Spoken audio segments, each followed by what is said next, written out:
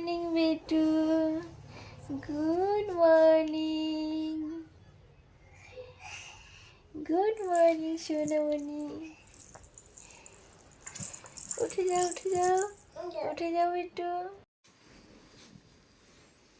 বাবু good morning.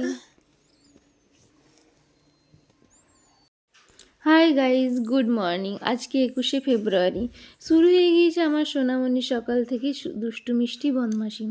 আজকে আমি অনেক তাড়াতাড়ি ঘুম থেকে উঠে গিয়েছি, কারণ আজকে আমি শ্বশুরবাড়ি থেকে কোয়ার্টারে যাব।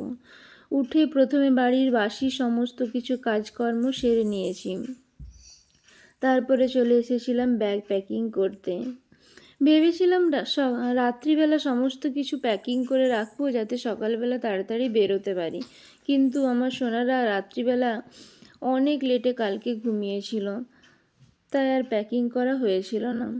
প্যাকিংয়ের সমস্ত কিছু কাজকর্ম কমপ্লিট করে আমরা চলে গিয়েছিলাম রেডি হতে। রেডি হয়ে আমরা সবাই মিলে বেরিয়ে পড়লাম নিজেদের গন্তব্যস্থলে।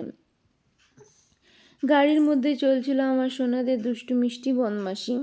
তারপরে আমরা চারজন মিলে কথা বলতে বলতে কখন যে 4 ঘন্টা সময় পেরিয়ে গেল বোঝাই গেল না। তারপরে আমরা পৌঁছে গেলাম নিজেদের গন্তব্যস্থলে, নিজেদের কোয়ার্টারে।